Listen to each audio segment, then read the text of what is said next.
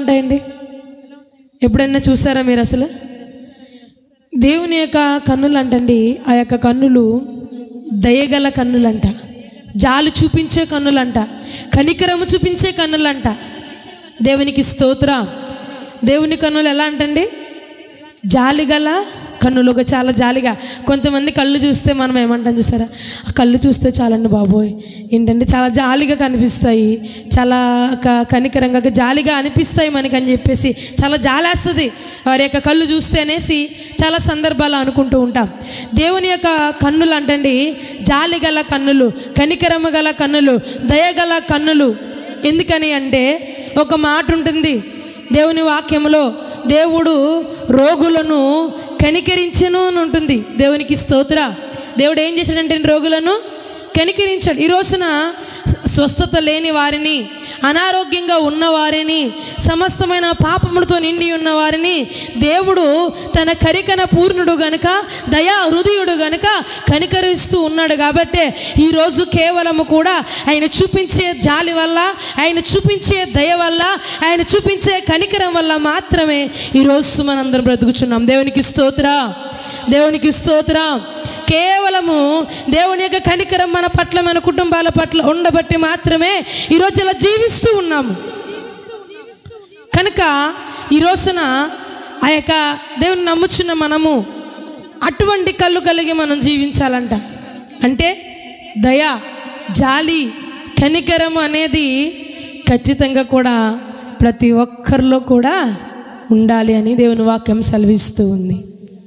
జాలి, దయ, కనికరం అంటే ప్రతి వారి పట్ల, కుటుంబస్తుల పట్ల, సంఘం పట్ల, సహోదరుడి పట్ల, ప్రతి ఒక్కరి పట్ల కూడా మనం ఏం చేయాలంటండి? జాలి, దయ, కనికరం అనేది చూపించాలి అంట. దేవుని వాక్యంలో ఉంది. ఏంటంటే దేవుడు చాలామంది పట్ల, చాలామంది ఏంటండి ఆయన ఈ భూలోకంలో ఉన్నప్పుడు ఒక మాదిరి ఏంటంటే ఎప్పుడు కూడా ఆయన కనికరము చూపుతూ, జాలి చూపుతూ, దయ చూపుతూ వస్తూ ఉండేవాడు. కనుకనే ఈరోజు చాలామంది కూడా యేసుక్రీస్తు వారిని కలిగి జీవిస్తూ ఉన్నారు. దేవునికి స్తోత్రం. ఇక్కడ ఇంకొక మాట కూడా ఉంటుంది, తీయొద్దుగా నేను చెప్తాను. ఒకరోజు ఒక అతను ఒక దొంగల చేత కొట్టబడ్డాడు, గాయపరచబడ్డాడు, తన వస్తువులు దొంగిలించబడ్డాడు. ఆ మార్గం గుండా అందరూ దొంగలు కొట్టేసి బాధించి వెళ్ళిపోతే ఏం చేశారు అంటే ఇద్దరు వచ్చి చూసి వెళ్ళిపోయారు.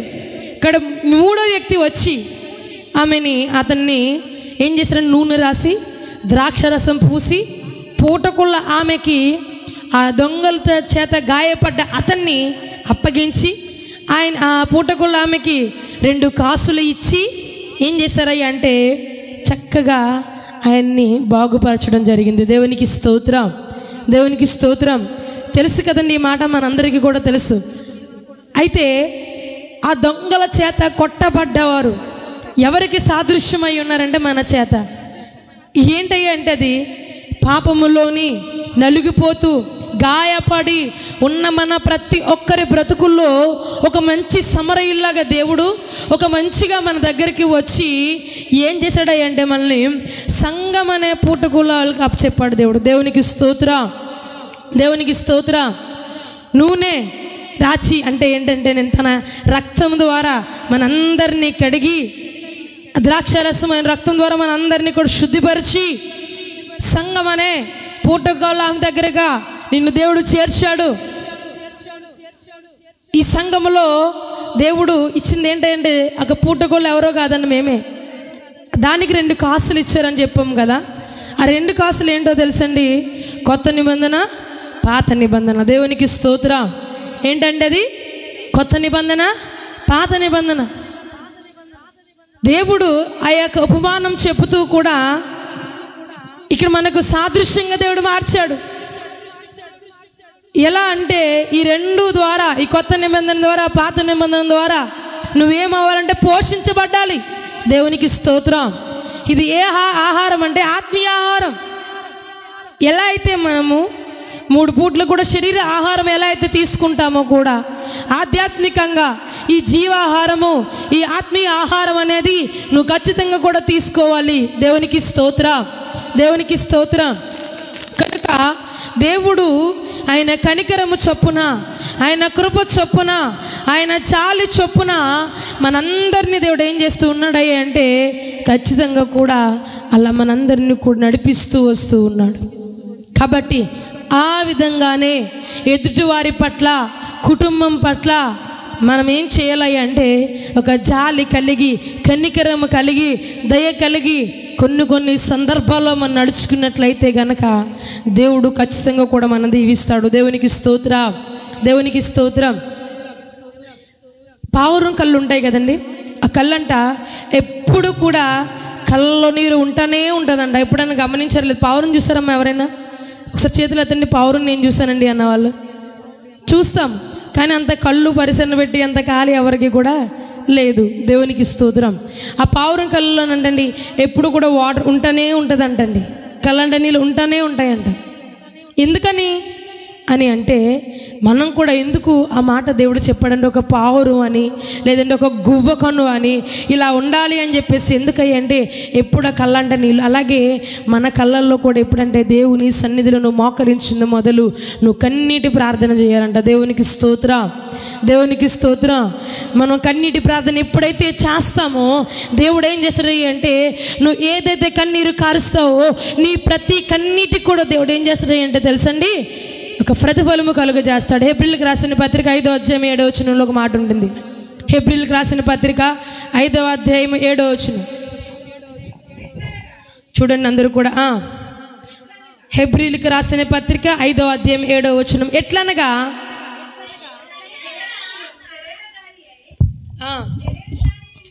శరీరధారి అయి ఉన్న మహారోదనముతోను కన్నీటితోను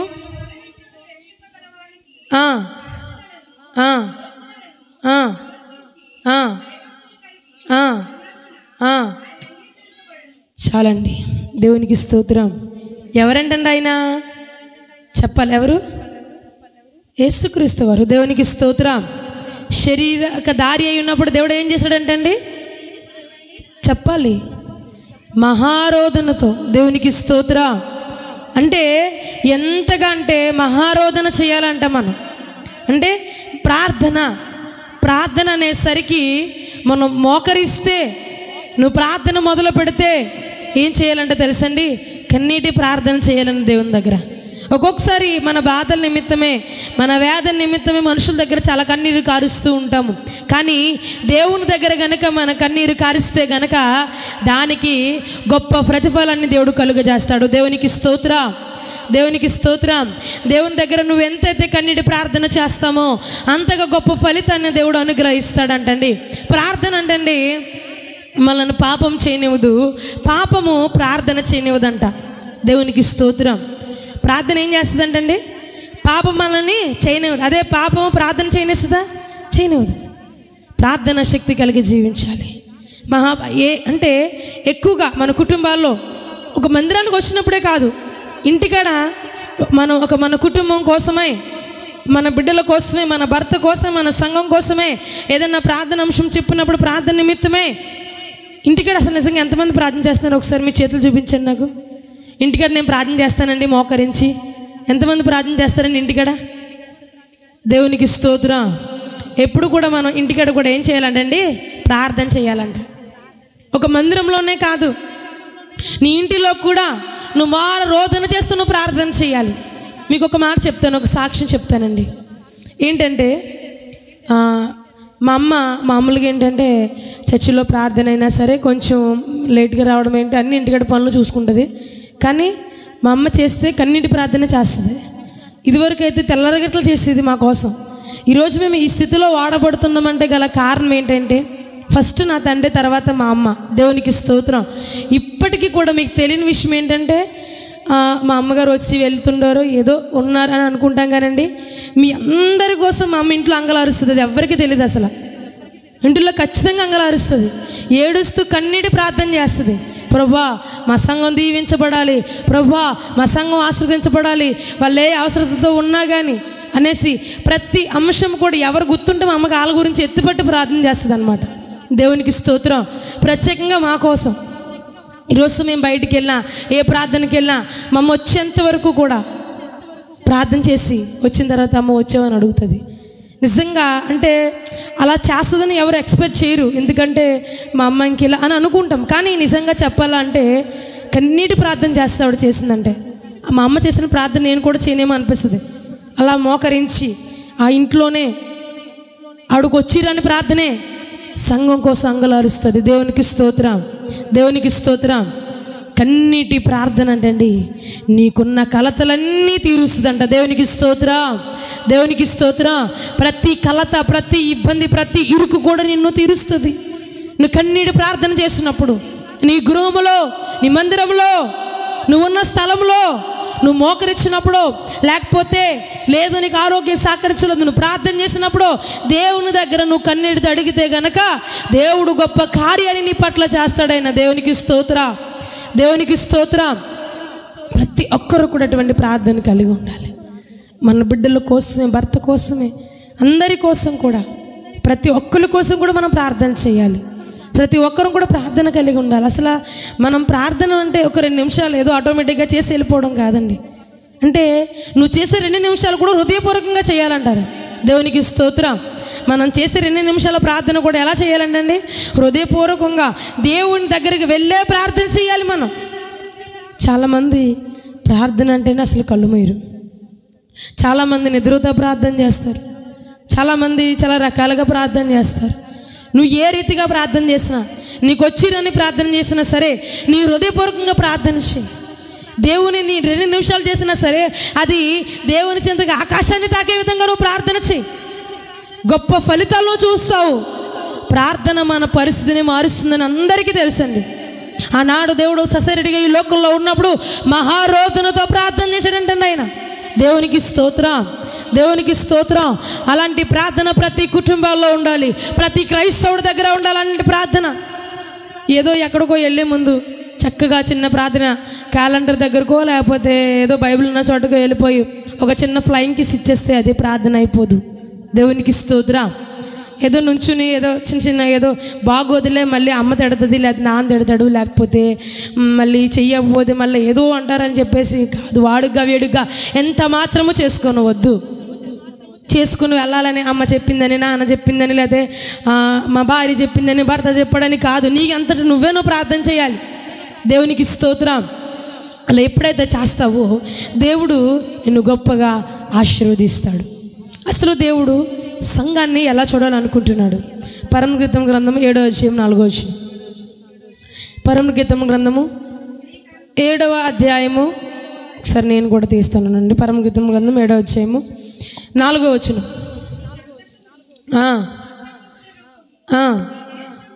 నీ కందరము దంతగోపుర రూపము, నీ నేత్రములు జలపూర్ణమైన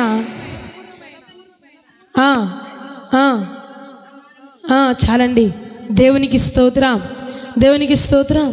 ఇక్కడ అంటండి మన యొక్క కళ్ళు ఎలా ఉండాలి అంటే జలపూర్ణం అవ్వాలంట. దేవునికి స్తోత్రం. అవి ఎలా అంటే 2 తటాకములతో. అంటే తటాకములు అంటే ఏంటండి? చెరువులు. మీకు గుర్తున్నట్టుంది. దేవునికి స్తోత్రం. 2 చెరువులు. ఈ 2 కళ్ళు కూడా నీ కళ్ళల్లో ఎప్పుడు కూడా కన్నీటి ప్రార్థన కలిగి జీవించాలి. దేవునికి స్తోత్రం. అలా ఉండాలని దేవుడు ఆశపడుతూ ఉన్నాడు. ఫస్ట్ ఆఫ్ ఆల్ దయగల చూపు కలిగి మనం ఉండాలి. 2 ప్రార్థించే చూపు ఇలా మనం ఉండాలి. 3వదిగా ఏంటంటే పవిత్రమైన చూపు కలిగి మనం ఉండాలి. దేవునికి స్తోత్రం, దేవునికి స్తోత్రం.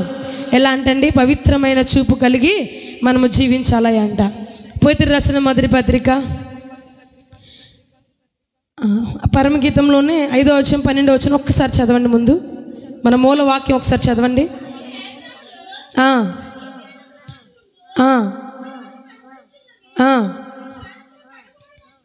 అవి ఎలా అంటండి?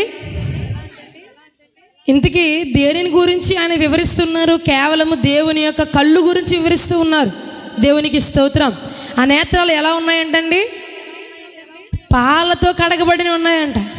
అంటే పాలతో కడగాలండి మన కళ్ళు. అయితే ఇప్పటి వరకు మాకు తెలియదండి. అలా అంటే చక్కగా 1 లీటర్ పాలు కొనుక్కుని డైలీ కడుక్కుంటూ ఉంటాం అంటారా? పేతురు రాసిన మొదటి పత్రిక 2:3 ఒక మాట ఉంటుంది. పాలు దేనికి సాదృశ్యమై అంటే పేతురు రాసిన మొదటి పత్రిక 2:3.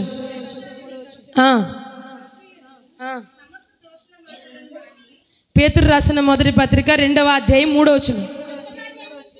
కొత్తగా జన్మించిన శిశువును పోలిన వారై పాల వలన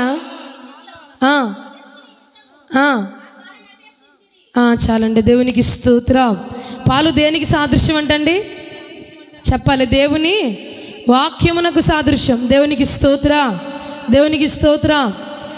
పాల వంటి దేవుని వాక్యమును ఎలా మనం తాగాలి అంటండి? చిన్న పిల్లల వాళ్ళే. ఎలా అంటండి?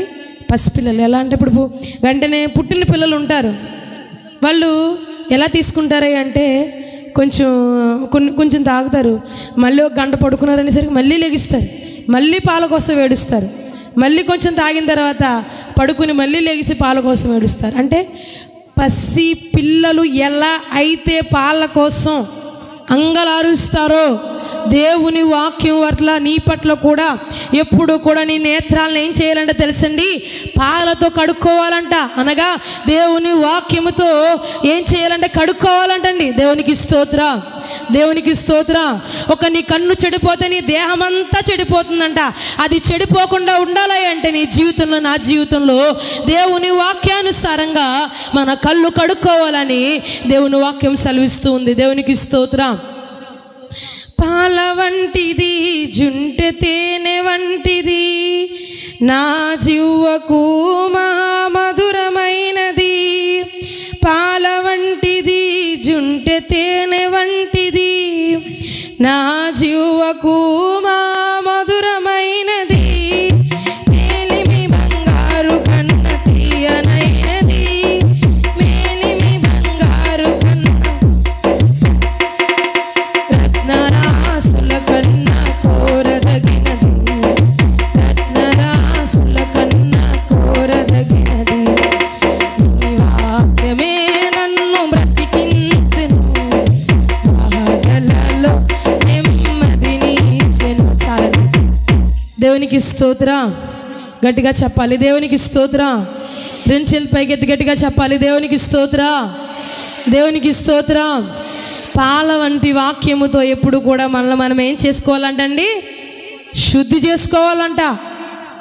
మన కళ్ళు ఏదైతే చూస్తున్నాయో, మన కళ్ళు ఏ పాపం వైపు తిరుగుతున్నాయో, మన యొక్క ఈ నేత్రము దేని వైపు అయితే చూస్తుందో, అనుక్షణము కూడా ఈ నిర్మలమైన పాలతో అయినగా ఈ యొక్క వాక్యము ద్వారా మనల్ని మనం ఎప్పటికప్పుడు శుద్ధి చేసుకుంటూ ఉండాలంట.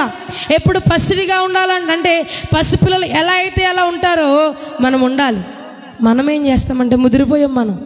ఎందుకంటే మనకు అన్నీ తెలుసు కాబట్టి. ఇంకా వాక్యం నాకు బోల్డ్ తెలుసు, మొత్తం తెలుసు, నాకే వాక్యం తెలుసు. ఇంకా పసిపిల్లలు ఏముంటాం మనం? అసలు వాక్యం మొత్తం నాకే తెలుసు అన్న ఫీలింగ్ అనుకుంటాం మనకి బహుశా. కానీ మనం తెలుసుకున్నది ఇంతే, తెలుసుకోవాల్సింది చాలా ఉంది. దేవునికి స్తోత్రం. ఏదైనా వాక్యం చెప్పుకున్నాం అనుకోండి, అబ్బో నాకు బోర్డు వచ్చేసి ఇందులోనే చెప్పిన వాక్యమే కదా, నాకు తెలియదు ఎందుకు, ఇది నేను చెప్పలేను, నేను చెప్పేస్తాను. చాలామంది అలా ఉన్నారండి. మనమని కాదు కానీ చాలామంది కూడా ఏంటంటే దేవుని వాక్యం అంటండి ఎంత తవ్వినంత లోతు ఉన్నా కానీ కొంచెం కొంచెం మనకు తెలుస్తుంది అంట. ఇంకా చాలా ఉంది తెలుసుకోవడానికి. ఇందులో ఇంకా నేర్చుకోవడానికి చాలా ఉంది. మన జీవితాల్లో ఒక పాఠాలు మొత్తం మనకే వచ్చేసినంత ఫీలింగ్ మనకి, పాటలన్నీ మనకే వచ్చేసినంత ఫీలింగ్ మనకి. కానీ నేనే చాలా భక్తి చేస్తున్న ఫీలింగ్ మనకి. కానీ కాదు, అలా అనుకుంటాం అంతే. మనం చేసే భక్తి ఇంతే. దేవునికి స్తోత్రం. ఈరోజు అన్నాడు భక్తులు చాలా గొప్ప గొప్ప ప్రవక్తలను ఎందుకు చెప్పుకున్నామంటే వాళ్ళ భక్తికి మన భక్తికి చాలా డిఫరెన్స్ ఉంది. దేవుడా, యెహోషువ ప్రార్థన చేయగానే సృష్టాపేసో, నేను ప్రార్థన చేయగానే ఈ ఇంటి తాటకి ఆ ఇంటికి కూడా వెళ్ళట్లేదు ప్రభువా. ఎందుకు వెళ్తుంది? ఆనాడు భక్తులు ఎలా చేసేవారంటే ప్రార్థన చాలా రోదనతో, ఉపవాసాలు ఉండి, కన్నీళ్లతో దేవుని వాక్యాన్ని అనుసరిస్తూ చేసేవారు. ఒక చిన్న మిస్టేక్ జరిగినా, చిన్న పాపము చేస్తున్నా సరే దేవుని దగ్గర గోజాడడం. వాళ్ళు చేసే ప్రతి దానికి కూడా అర్థం ఉంది. ఈరోజున మనం అదే అనుకుంటాం, ఏంటి ప్రభు ఇలా అని. ప్రతి ఒక్క దానికి కూడా దేవుడు ఏం చేశారంటే తెలుసండి, మనమందరము కూడా వాక్యం అనే పాలతో ఎప్పటికప్పుడు మనం శుద్ధి చేసుకుంటూ ఉండాలి. దేవునికి స్తోత్రం. ఎప్పుడు మన భక్తి లేతగా ఉండాలంట. కూరగాయలు ఉన్నాయి కదండి, అందరు కూరగాయలు తెలుసా? చెట్లు కూరగాయలు వంకాయ ఎటువైపు చూస్తుంది? పైన చూస్తుందా కింద చూస్తుందా? చెప్పండి అమ్మ. చెట్లు తెలీదా? నేనంటే చూడలేదు, పని మీరు చూడలేదా? ఎలా చూస్తుందండి కూరగాయల చెట్లు? ఒకటి ఉంటుంది, పైకి చూస్తుంది. అది ఏంటది చెప్పాలి. ఒకటి పైకి చూస్తుంది, మిగతా అన్నీ కిందే చూస్తాయి. కాలీఫ్లవరా? ఇంకా అసలేం చెప్పలేదు, మీరు చెప్తారేమో అనుకుంటాను. నేను చూసింది ఆ చెట్టు ఒకటే, బెండకాయ. దేవునికి స్తోత్రం. అమ్మ కూరగాయల చెట్లు ఇంక నాటితే బెటర్, ఒకటి మీకు చూపించడానికైనా బాగుంటుంది. దేవునికి స్తోత్రం, దేవునికి స్తోత్రం. ఏం కాయ అంటండి? బెండకాయ. ఎలా చూస్తుంది అది? పైకి చూస్తుంది. లేతగా ఉంటే తింటామా, ముదిరిగా ఉంటే తింటామా? వెళ్ళి కూరగాయల షాప్కి వెళ్ళి బెండకాయలు ఏం ఇరుస్తాం? ఇలా ఇరిచి చూస్తాం. లేతగా ఉంటే ఏం చేస్తాం? పట్టుకెళ్తాం. ముదిరిగా ఉంటే వదిలేస్తాం, మనకెందుకు అవసరం. అలాగే మనం కూడా ముదిరిపోతే దేవుడికి అవసరం ఏంటి? మనం కూడా ఎలా ఉండాలంటే లేతగా ఉంటాయనంటే మన భక్తి ఎప్పుడు కూడా లేతగా ఉండాలంట. దేవునికి స్తోత్రం, దేవునికి స్తోత్రం. ప్రతి ఒక్క ఏమంటారంటే కూరగాయలు కొన్ని కిందకు చూస్తాయి, పైకి చూసేది ఏదైనా ఉందంటే అది బెండకాయ, అది ఆకాశాన్ని చూస్తుందంట. అలాగే ప్రతి క్రైస్తవుడు కూడా చూడాల్సింది ఏంటంటే మనం పైనున్న వాటిని మనము చూడాలి. ఆ యొక్క పాలతో స్వచ్ఛమైన దేవుని వాక్యంతో ఎప్పటికప్పుడు మనల్ని కడుక్కుంటూ ఉండాలి. లేదనుకోండి చాలా ఏముంటుందంటే చాలా విధంగా అవి మన జీవితాలు వెంటాడుతూ ఉంటాయి. ఎప్పటికప్పుడు దేవుని వాక్యంతో కడుక్కుంటూ ఉండాలి. ఎలా అయితే అప్పుడు అన్నం తింటాం, 3 పూట్ల అన్నం తింటాం, ఒక పూట అన్నం లేకపోతే ఆకలేస్తూ ఉంటుంది. కానీ దేవుని వాక్యానికి వచ్చేసరికి ఏమవుతుంది అంటే మనకి చాలా ఎక్కువ వినేసాం ఈరోజు. బాబోయ్ తెగ ప్రార్థనలు, బాబోయ్ ఎంత మాటలు ప్రార్థనలేనండి కదండి. ఏదో మనకి నేర్చుకున్నామన్న ఫీలింగ్. కానీ అంటండి దేవుని దగ్గర అలా ఉండకూడదంట. దేవునికి స్తోత్రం. దేవుని వాక్యం పట్ల అలా ఉండకూడదంట. ఏ వాక్యం ద్వారా దేవునితో ఏం మాట్లాడతాడో, ఏ మాట ద్వారా దేవుడు ఒక హృదయాన్ని తాకుతుందో తెలీదు. ఇది దేవుని మాట. నీకు మొన్న చెప్పాను, మన శుక్రవారం ఒక మాట చెప్పాను. దేవుని మాట విని బాగుపడినోడు ఎవరు చెప్పినా వినరు. దేవునికి స్తోత్రం. ఎవరు చెప్పిన మనుషులు చెప్పినా వినరు. ఎందుకంటే దేవుని మాట చెప్తేనే నువ్వు వినని వాడివి, బయటికి వెళ్ళి మనుషులు చెప్తే మాట నువ్వు వింటారా అండి? దేవుని మాటకి, దేవుని వాక్యానికి అంత విలువ ఉంది కనుక ఆ మాటను మనం ఏం చేయాలంటే స్వీకరించాలి. దేవునికి స్తోత్రం, దేవునికి స్తోత్రం.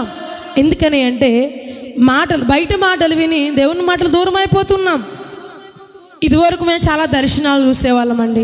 ఇదివరకు దేవుని స్వరాన్ని వినేవాడిని. మనకేమో లోక స్వరాలు, దూర దర్శనాలు ఎక్కువైపోతే దైవ దర్శనాలు, దేవుని స్వరాలు మనకి ఎక్కడ వినపడతాయి? వినపడవు. ఈ మధ్యాహ్న కాల సమయం దేవుని వాక్యం సెలవిస్తూ ఉంది. దేవునికి మనం దగ్గర అయ్యాలి అంటే ఏం చేయాలంటే లోకానికి కొంచెం దూరం అవ్వాలి. దేవునికి స్తోత్రం. కొన్ని పరిస్థితుల్లో దూరం అవ్వాల్సిన పరిస్థితి తప్పకుండా వచ్చినా సరే మనం దూరం అయితేనే దేవునికి దగ్గర అవుతున్నాము. దేవుడు ఒక ఎగ్జాంపుల్ మనం చెప్పుకున్నాం. ఒక మంచి ఒక సమరగిన వలె ఏం చేశాడంటే దేవుడు మన గాయాలను ఆయన కట్టాడైనా. ఒక పాపములో నిండిపోతే అపవాది చేత గాయపడ్డ మనందరినీ కూడా దేవుడు ఒక గాయం చేత ఆయన కట్టాడైనా. ఒక మంచి సమరిలో అంతకుముందు ఇద్దరు వెళ్ళారు, చూశారు. నాకేంటి సంబంధం, నాకెందుకు, నా పని ఏదో నేను చూసుకోవాలి, ఒకరి గురించి నాకెందుకు, నాకేం అవసరం, నా పరిస్థితి నాకే ఉంది. అలా ఈ రోజుల్లో చాలామంది ఉంటున్నారు. అమ్మో అతన్ని ముట్టుకుంటే నేను అపవిత్రుని అయిపోతానని ఒకడు చూసుకుని వెళ్ళిపోయాడు.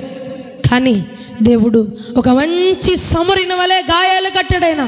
ఈరోజు నీ జీవితంలో అలాగే పట్టించుకోని వాళ్ళు చాలామంది ఉండొచ్చు.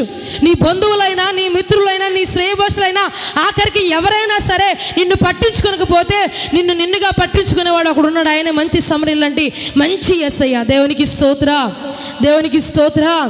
అలాంటి మంచి యేసయ్యను మనం కలిగి ఉన్నాం ఆయన. కనుక మనందరము కూడా అలాంటి మంచికి దగ్గర అవ్వాలి, చెడుకు దూరం అవ్వాలి. కానీ మనం చెడుకి దగ్గర అవుతున్నాం, మంచికి దూరం అవుతున్నాము.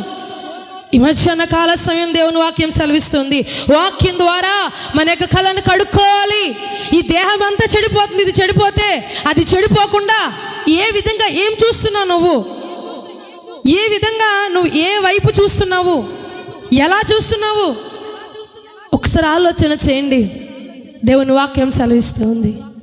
చాలామంది సెల్ ఫోన్లో చూసే దృశ్యాలు, లేదంటే మన కళ్ళతో మనం చూసే కొన్ని దృశ్యాలు ఏ విధంగా చూస్తున్నావు? 10 మంది మన దగ్గర ఉన్నప్పుడు మనం చూసే చూపు బాగానే ఉంటుంది. ఒంటరిగా ఉన్నప్పుడు, నువ్వు ఒక్కడే ఉన్నప్పుడు నువ్వు చూసే ఏం చూస్తున్నావు? ప్రశ్న వేసుకోండి. ప్రతి ఒక్క హృదయాన్ని ప్రశ్న వేసుకోండి. ఈ రోజున దేవుని వాక్యం ద్వారా నీ కళ్ళని కడుక్కోవాలంట. అలా కడుక్కుంటే గనక అవి శుద్ధపడతాయి, అవి మంచిగా తేటగా మారతాయి.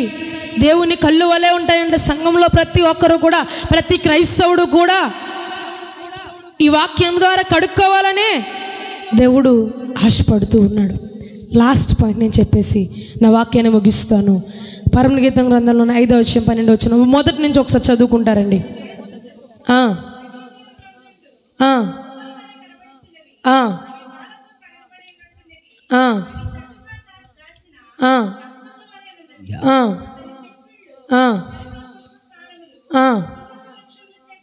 చాలండి, ఒక్కసారి వెయిటెన్సీ నేను తీస్తాను. ఇప్పుడు ఇందాక మన వచనం వెంబడి వచనం ధ్యానిస్తూ ఉన్నప్పుడు గువ్వ కన్నుల వలని కనబడి అవి పాలతో కడగబడినట్టున్నవి. తర్వాత అవి చక్కగా తాచిన ఎలా ఉన్నాయంటండి? రత్నముల వలె ఉన్నాయంట. ఏంటండి మళ్ళీ చెప్పండి? చక్కగా తాచిన రత్నముల వలె. ఇప్పుడు ఒక శిల్పకారుడు శిల్పాన్ని చెక్కినప్పుడు కళ్ళు ఎలా చెక్తారండి? అవి చూస్తూ ఉంటాం మనం. భలే చక్కగా నీట్గా ఉంటాయి అన్నమాట కళ్ళు. అలాగే ఆ తాచిన రత్నం వల్ల దేవుని కళ్ళు అంటండి ఒక తాచిన రత్నముల వల్లే ఉంటాయి నా ప్రియుడి కళ్ళు అని చెప్పేసి ఆ యొక్క స్త్రీ ఆమెను చాలా చక్కగా పొడిగింది ఆయన్ని. దేవునికి స్తోత్రం, దేవునికి స్తోత్రం. అంటే ఆ యొక్క కళ్ళు అంటండి ఏకదృష్టిగా. ఇప్పుడు ఒక బొమ్మను చేసినప్పుడు ఆ బొమ్మ దగ్గరికి మనం వెళ్ళామనుకోండి, మనం ఎదురుగా నుంచుంటే మన వైపు చూస్తుంది. మనం పక్క వెళ్ళిపోయామనుకోండి, చూస్తుందండి? చెప్పండి, చూస్తుందా? ఎందుకు చూడదు? అదేంటది? బొమ్మ. దేవునికి స్తోత్రం. అంటే ఏకదృష్టి కలిగి, అంటే నేను ఇటువైపు స్ట్రైట్గానే చూడమన్నాను కదా, ఇటు మనం చూడకూడదేమో అని చెప్పి కాదు నేను చెప్పేది. ఆధ్యాత్మికంగా ఏకదృష్టి కలిగి మనం జీవించాలి అంటే, ఒక మాటలో చెప్పాలి అంటే దేవునికి స్తోత్రం, దేవునికి స్తోత్రం. నేను ఒక మాట చూపించేసి సామెతల గ్రంథం 4వ అధ్యాయం 25వ వచనం ఈ మాట చెప్పి కొంచెం ముందుకెళ్తాను. సామెతల గ్రంథం 4వ అధ్యాయం 25వ వచనం. నీ కన్నులను ఇటు అటు చూడక, చెప్పండి. చాలండి, దేవునికి స్తోత్రం. ఎటు ఏం చేయకూడదంటే మనం అటు ఇటు. ఎవరి పని అది? చెప్పాలండి, ఎవరి పని అది? మొన్న వారం చెప్పుకున్నారు కదా, పాస్టర్ గారు చెప్పారు కదా, ఏంటండి దేవుడు అడిగారు నువ్వు ఎక్కడి నుంచి వచ్చావు అంటే, మనకి సరిగా ఏమన్నా గోపురమేనా ఉందండి మన దగ్గర? ఏమీ లేదు, అటు ఇటు చూడడం, అటు ఇటు తిరగడమే నా పని, అలా తిరుగుతూ సరదాగా ఇలా వచ్చానని చెప్పానడంట. దేవునికి స్తోత్రం. అటు ఇటు తిరిగే పని ఎవరిదయ్యా అంటే అపవాది పని. ఈ రోజున మనం అందరం కూడా మందిరానికి వచ్చి చేసే పని ఏదైనా ఉందా అంటే ఏం చేస్తాం తెలుసండి?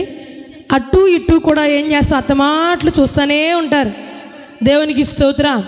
ఒకసారి అందరి నుంచి పైకి గట్టిగా చెప్పండి, దేవునికి స్తోత్రం, దేవునికి స్తోత్రం. మిమ్మల్ని నిద్ర లేపలేకపోతున్నాను నేను. 12 చూస్తుంటే 12:20 అయింది. అదే 12:15, మళ్ళీ 12:20 కూడా కాదు.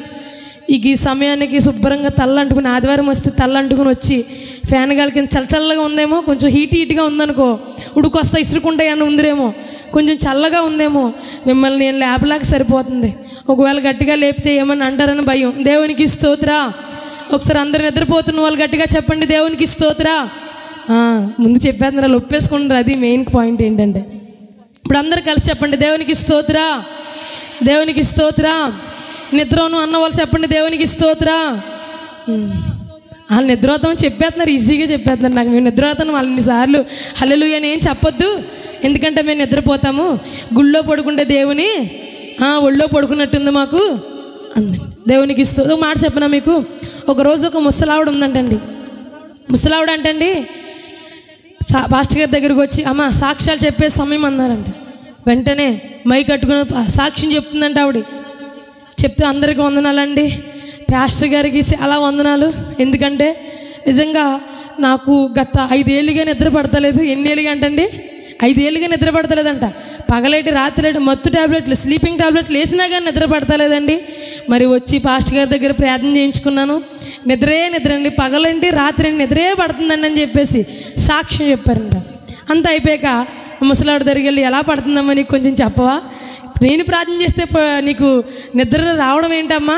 5 సంవత్సరాలుగా లేనిది ఇప్పుడు రావడం ఏంటంటే, ఏముందయ్య గారు మా చర్చిలో ప్రార్థన జరుగుతున్నాయి కదండి, మీరు వాక్యం చెప్తుంటే నేను నిద్రపోతున్నాను. అసలు ఎప్పుడు ఇంటికి వెళ్ళినా రావట్లేదు, చర్చిలో ఉన్నంత నిద్ర ఇంకెక్కడ రావట్లేదండి. చాలా బాగా పడుతుందండి నిద్ర, మీరు వాక్యం చెప్పినంతసేపు నాకు నిద్రేనండి. డైలీ ప్రార్థనలు ఎట్టే నేను వచ్చేస్తాను అందంట. దేవునికి స్తోత్రం. ఏం చేయాలంటండి? డైలీ ప్రార్థనలు ఎట్టే నేను వచ్చేస్తాను. ఎందుకని? ఏం చేయడానికి? పడుకోవడానికంట. దేవునికి స్తోత్రం. ఎందుకంటే ఇంటికి వెళ్ళిన తర్వాత నిద్ర వస్తలేదండి, చర్చిలోనే వస్తుందండి, అదేంటో తెలియదండి. అందుకని మీరు ఇప్పుడు రమ్మంటే ప్రార్థనకు వచ్చేస్తానందంట. ఎందుకు? వచ్చి పడుకోవడానికా? కాదు కదా. దేవుని సన్నిధికి వచ్చామంటే మనందరం కూడా మన చూపు ఏకరీతిగా ఉండాలంట, మన దృష్టి ఏకరీతిగా చూడాలంట. కొంతమంది ఏమో టైం చూస్తున్నారు, ఏంటి ఇంకా అప్పలేదేంటబ్బా, అయిపోవాలి కదా ఈసారికి అనేసి కొంతమంది. మరి కొంతమంది మా ఆయన వచ్చడం లేదని కొంతమంది చూస్తున్నారు. మరి కొంతమంది ఇంకెవరైనా వచ్చారు, ఎంతమంది వచ్చారు లెక్కేస్తున్నారు ఏంటో తెలియదు. మరి కొంతమంది తెగ లెక్కేసేస్తున్నారు అందరు. నేను ఏంటంటే అదే పని మీద ఉన్నారు. ఇంక నేను వాక్యం ఎవరు విన్నారో కూడా నాకే అర్థం కావడం లేదు. దేవునికి స్తోత్రం. దేవుని సన్నిధికి వచ్చిన మనందరం కూడా మన దృష్టి అంటండి, వన్స్ మోర్ మనం ఆరాధిస్తున్నప్పుడు, మనం ప్రార్థిస్తున్నప్పుడు, మనము దేవుని మాట వినినప్పుడు మన దృష్టి ఏకరీతిగా మనం చూసి సూటిగా చూస్తాయి వాక్యాన్ని మనందరము కూడా వినాలి. మొన్నసారి నేను చెప్పాను, మొన్న వారం కాకుండా అంత ముందు వారం చెప్పాను, సర్లే నా మొహం చూడడం మీకు ఇష్టం లేకపోతే ఎవరిని చూడమని చెప్పాను? పాస్టర్ గారిని కాదులే, ఇద్దరం మరి ప్రతి వారం కనబడుతూనే ఉంటున్నాం కదా. దేవునికి స్తోత్రం. అందుకని మీరు అలా అయినా సరే చూడండి అని చెప్తున్నాం. మరి కొంతమంది బైబిల్ ఇంటికాడ తీయరు, అస్సలు ఇంటికాడ బైబిల్ ముట్టుకోం. ఎలా ఉన్న బైబిల్ మళ్ళీ ఆదివారం వస్తే దుమ్మే. ఒక ఆదివారం మిస్ అయిందంటే 2వ వారానికి దుమ్మే. ఇంకా ఈ చర్చకు వచ్చాక మాత్రం దించిన తల ఎత్తుతలే తెగ చదివేస్తున్నారు. మరి దేవునికి స్తోత్రం. ఎందుకంటే ఇంటికి వెళ్ళాక చదువుతారో లేదో నాకు తెలియదు, మరి మీకే తెలియాలి. నేను ఒక వాక్యం చెప్పినప్పుడు నాకు ఒక అలవాటు ఉంది. ఏమంటాను చెప్పండి? ఏమంటాను? ఇంటికి వెళ్ళాక చెప్పండి, పర్లేదు. ఏమంటాను? అమ్మ నేను అందరికి కనబడతలేదు, ఏంటి చదవట్లేదు, చదువుతున్నారా? ఇంటికి వెళ్ళాక చదువురండి అమ్మా, కొంచెం చిన్న వాక్యం చెప్పి ఇంటికాడ తర్వాత చదువుకున్నాను. ఎందుకంటే అంత సమయం ఉండదు కదా, మళ్ళీ మీరు ఇబ్బంది పడకూడదని నేను చెప్తే ఇంటికి వెళ్ళినట్టే ఇక్కడ జిప్పేస్తారు, మళ్ళీ వచ్చి ఆదివారమే జిప్పు తెరుస్తారు. దేవునికి స్తోత్రం. అంతే, అప్పుడే గుర్తొస్తుంది. కానీ మందిరంలో ఉన్నప్పుడు మాత్రం ఇంటికాడ ఎంబీబీఏలు లేకపోతే ఒక ఉద్యోగానికి అసలు ఈ కాల్ని తీసి ఆ కాల్ వేయడానికి కూడా రెస్ట్ లేనంత విధంగా ఉన్నట్టు చర్చిలోకి వచ్చాక మేమే భక్తిపరులు మనం తెగ చూసి చదివేస్తున్నారు. దేవునికి స్తోత్రం. నేను రిఫరెన్స్ తీయమన్నప్పుడు మాత్రమే తీయండి, నేను చదవమన్నప్పుడు మాత్రం చూడండి. ఆ తర్వాత ఎవరిని చూడాలి? చూస్తే నన్ను, లేదా స్ట్రైట్గా చూడండి. పోనీ చూడండి, ఒక వారానికి ఏం తప్పులేదు నన్ను చూసినంత మాత్రం. దేవునికి స్తోత్రం. కాబట్టి మీరు చేయాల్సింది ఏంటి అంటే, ఇక బైబిల్ తెరవద్దని కాదు, అలాగని అన్నాను కదా అని మీరు చూడొద్దన్నారు కదా, నేను అసలు చూడండి పక్కన పెట్టేశారు కాక చూడండి. నేను రిఫరెన్స్ చెప్పినంత మాత్రమే, వాక్యం చదవమన్నంత మాత్రం కూడా ఖచ్చితంగా చదవండి, చూడండి. వాక్యం చెప్పినప్పుడు మాత్రం మీరు చూస్తూ వినండి. అప్పుడు ఏం చేస్తానంటే, నిద్రపోతూ ఉంటే నేను లెగ్గొడతా ఉంటాను. దేవునికి స్తోత్రం. ఎందుకంటే తలదించేసి ఒక మా ఆడవాళ్ళకి ఏంటంటే సేపు ముసుగులు ఉన్నాయి కదా, ఇది దించేస్తున్నారు, ఇంకా అలా పడుకుంటున్నారో లెగుతున్నారో కూడా తెలియడం లేదు నాకు. అదేదో కొంచెం చూసారనుకోండి, ఏమైనా నిద్రకోళ్ళు ఉంటే ఎక్కువ హల్లెలూయా చెప్తా ఉంటాను. దేవునికి స్తోత్రం, దేవునికి స్తోత్రం. కాబట్టి మనందరం కూడా చేయాల్సింది ఏంటి అంటే, అటు ఇటు చూడడం కాదు, సూటిగా చూడాలి. అంటే సూటిగా చూడమన్నారు కదా అని చెప్పేసి స్ట్రైట్గా ఇంకింతే ఇలాగే చూడమన్నారు కదండి, ఇలాగే చూడకండి. వంక ఆధ్యాత్మికంగా నేను చెప్పేది, మన ఆత్మీయ భక్తిలో సూటిగా చూడాలి, ఏక దృష్టితో చూడాలి అని చెప్పేసి దేవుని వాక్యం సెలవిస్తూ ఉంది. అటు ఇటు చూసిన వాడు అపవాదితో సాదృశ్యం. కాబట్టి అపవాది చేసే పని మనం చేయకూడదు. కాబట్టి మనం చేయాల్సింది ఏంటి అంటే, మన దృష్టి ఏక దృష్టితో చూడాలి, 2 వైపులా కాదు, ఇటోటి అటోటి అని చెప్పేసి ఆ దృష్టితో మనం అందరం చూస్తాం. అలా కాదంటండి, దేవుని యొక్క కన్నులో తాచిన రత్నం వలె ఏక దృష్టి కలిగి ఏకరీతిగా కలిగి అవి చూస్తూ ఉన్నాయి కనుక ఆయన చూపు రత్నమును వంటి చూపు. ఆయన నేత్రాలు ఎలాంటివని ఈ యొక్క స్త్రీ ఆమెని మంచిగా యేసుక్రీస్తు వారిని పొగిడింది, పాలతో కడిగిన వాళ్ళే. ఈ రోజున ఆయన చూపు దయగల చూపు. ఏం పట్ల చూపిస్తున్నావు? ఎవరి పట్ల దయ చూపిస్తున్నావు? ఎవరి పట్ల కనికరం చూపిస్తున్నావు? ఎవరి పట్ల నువ్వు జాలి చూపిస్తున్నావు? ఈ రోజున మన చూపు ఎలా ఉండాలంటే దయగల కలిగి జీవించాలి, కొంచెం జాలి చూపించాలి. చాలామంది చాలా కఠినంగా చేశారండి, ఇంత కూడా జాలి లేదండి అసలు నేనంటే అనేసి చాలామంది అంటూ ఉంటారు. నిజమే. అలా కొన్ని సందర్భాలలో దేవుడు సంఘాన్ని ఏమనుకున్నాడంటే దయగల వారిగా, కనికరిస్తులుగా, జాలిగలగా దేవుడు ఎలా అయితే మన పట్ల, మన కుటుంబం పట్ల, మన బిడ్డల పట్ల, మన భర్త పట్ల ఎలా అయితే జాలి చూపించాడో, కనికరము చూపించాడో, ఈరోజు నీవు పట్ల మనం అందరం చేయాల్సింది ఏంటంటే ఎదుటి వారి పట్ల అట్టి విధంగానే కలిగి జీవించాలి. దేవునికి స్తోత్రం, దేవునికి స్తోత్రం. అలాగే అర్థించే కళ్ళ ఉండాలి మన కళ్ళ. ఎలా ఉండాలంటండి? అర్థించనంటే ఎప్పుడు కూడా అంటే ప్రార్థించే కళ్ళు అనగా ఎప్పుడు కూడా నువ్వు దేవుని సన్నిధిలో మోకరించినప్పుడు, నీ గృహంలో మోకరించినప్పుడు మహారోదనతో నువ్వు ప్రార్థన చేయాలంట. సంఘం అలా ఉండాలని దేవుడు ఆశపడుతూ ఉన్నాడు. పవిత్రమైన చూపు కలిగి, అపవిత్రంతో కాదు, పవిత్రంగా ఉండాలి. అంటే పాల వంటి దేవుని వాక్యముతో మన కళ్ళను కడుక్కోవాలి. ఎందుకంటే ఒక కన్ను చెడిపోతే దేహమంతా చెడిపోతుందని దేవుని వాక్యం ఉంది. కాబట్టి మనందరం చేయాల్సింది ఏంటంటేనండి మన కళ్ళను దేవుని వాక్యముతో కడుక్కోవాలి. మనం చూస్తే చూపు అటు ఇటు చూసే విధంగా ఉండకూడదు. ఏకరీతిగా దేవుణ్ణి మాత్రమే చూస్తే చూపుగా ఉండాలి. దేవుని చూసినప్పుడు దేనికై అంటే ఏకరీతిగా అంటే దేవుణ్ణి మాత్రమే చూడాలి అంటే చాలామంది లోకం చూస్తూ ఉన్నాము, లోకాన్ని చూస్తూ ఉన్నాము. పేతురు దేవుని చూసి నడిచినప్పుడు అల్లా బాగా నడిచాడు. ఒక్కసారిగా లోకం చూడగానే ఏమైపోయాడండి? మునిగిపోసాగాడు. దేవునికి స్తోత్రం. అంటే దేవుణ్ణి మాత్రమే చూడాలి. మనం రెండు కవర్ చేసేస్తాం, లోకాన్ని దేవుణ్ణి కూడా కవర్ చేసేస్తాం. ఆ విధంగా ఉండకూడదంట. నువ్వు దేవుణ్ణి మాత్రమే చూసినట్లయితే దేవుడు గొప్ప ఆశీర్వాదము, గొప్ప దీవెన, నీ కుటుంబంలో గొప్ప మేలులు కలుగజేస్తాడు ఆయన.